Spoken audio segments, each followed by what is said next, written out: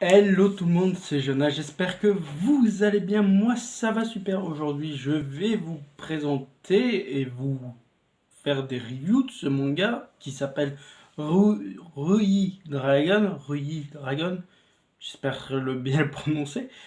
Euh, c'est un jeune manga qui vient de sortir il y a quelques semaines. Alors je ne sais pas prononcer le nom de l'artiste, je mettrai peut-être le nom en description. Le manga est assez cool. Je suis tombé dessus totalement par hasard. Il y avait 3 chapitres qui étaient sortis il y a déjà 2 chapitres sont sortis la semaine précédente. Et, euh, et là, j'ai vu le chapitre 3 aujourd'hui.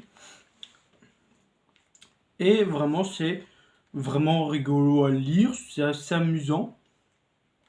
C'est l'histoire d'une fille qui s'appelle Rui, justement, qui voit un beau matin lui avoir poussé des cornes sur la tête.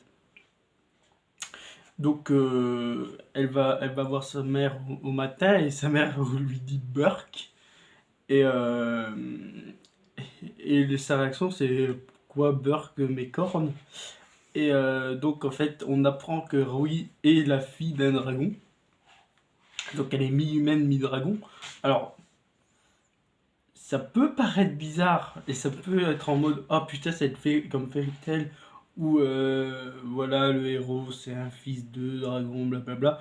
Non là pour le coup c'est vraiment alors je dis Fairy Tail parce que pour moi c'est l'exemple flagrant Fairy Tail hein, avec les Dragon Slayer qui disent qu'ils sont enfants de dragon alors qu'au fait non.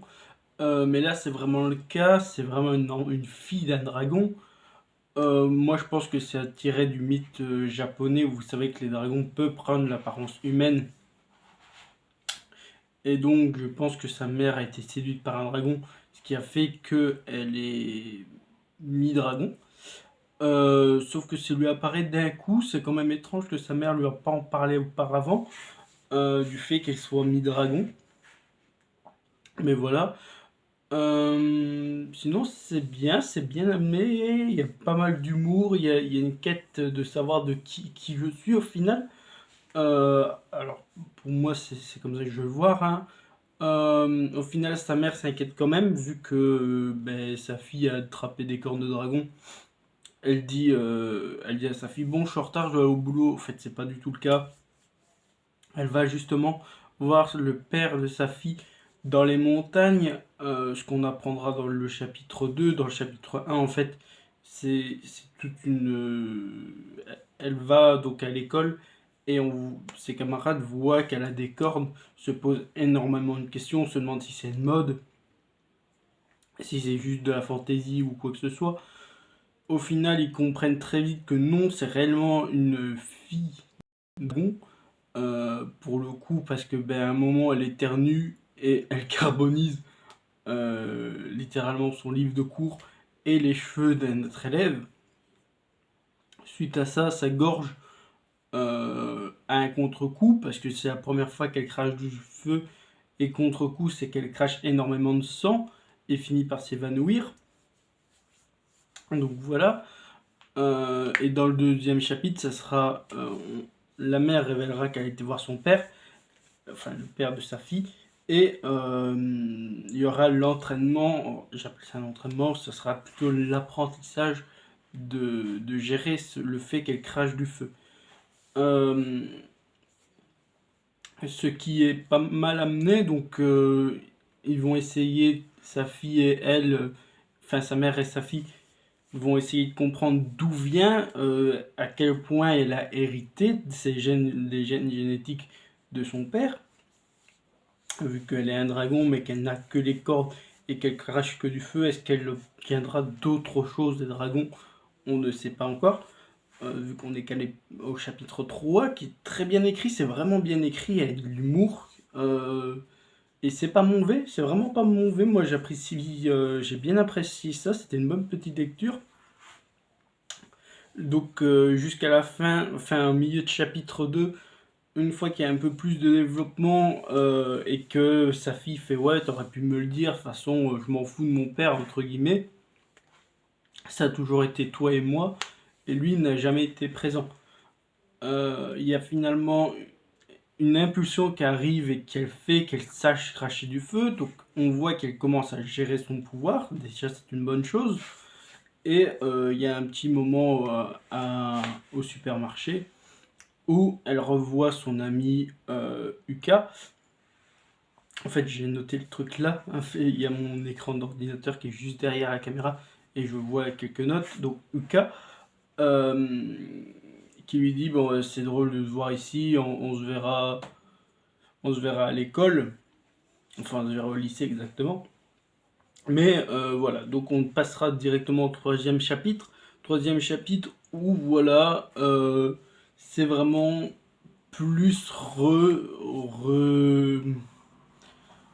elle doit se réhabituer. En fait, les gens sont vite intéressés par elle, vite s'adressent à elle, comme dans le premier chapitre où là il y avait les cornes, mais ils se demandent est-ce que c'est pas quand même un danger, vu elle puisse cracher du feu, c'est dangereux. On ne sait pas comment ça va gérer.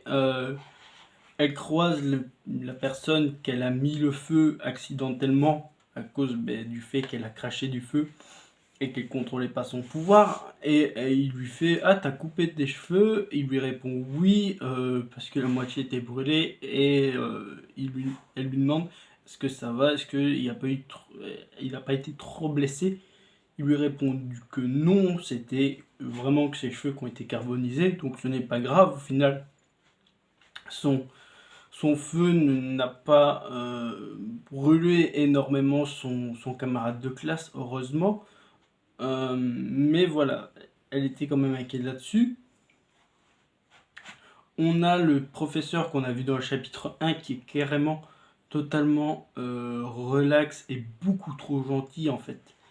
Dans ce chapitre, il dit de toute façon, j'ai eu ta mère au téléphone, on va tout faire pour qu'on puisse tout le monde s'entendre avec un grand sourire. Moi, je trouve ce personnage beaucoup trop louche. En fait, je pense que ça sera un antagoniste de ce manga.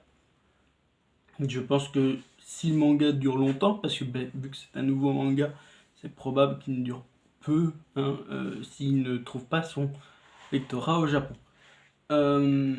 Mais en tout cas, c'est vraiment un bon truc. Petit truc parce que j'en ai pas parlé exactement, mais on voit la forme du dragon. Alors, on voit la forme. On voit vraiment qu'une ombre, on ne voit pas sous forme humaine. Et il en parle justement avec son ex-femme ou sa femme, on ne sait pas s'ils sont divorcés, on n'en sait pas vraiment plus là-dessus, qui lui dit ouais, après, en fait, je sais pas, j'en sais pas plus que toi, on verra bien ce qu'elle aura hérité de moi. Et elle lui dit ouais, bon, bah, au final, cette entrevue, elle n'a pas servi à grand chose parce que t'en sais rien. T'en sais pas plus que moi, et donc vraiment, on verra à quel point elle a hérité de tes gènes. Donc voilà, c'est pas un mauvais manga, moi j'espère que ça va aller loin. 3 chapitres qui se lisent assez facilement, le premier est à 54 pages, le deuxième est à 24 pages, et à peu près pareil pour le troisième. Je crois que le troisième est à... Je vois pas assez mes notes, attendez. Le troisième est à 24 pages aussi, donc voilà, c'est vraiment un bon manga. Et ouais, moi je vous le conseille. Voilà, Roi Dragon, c'est pas mauvais. On verra où ça ira. Voilà. En tout cas, j'espère que cette vidéo vous aura plu. N'hésitez pas à vous abonner, de laisser un petit pouce bleu, à laisser un commentaire, de vous abonner à la chaîne, de me suivre sur Instagram et Twitter. Bye tout le monde, c'était Jonah. À la prochaine. Des bisous.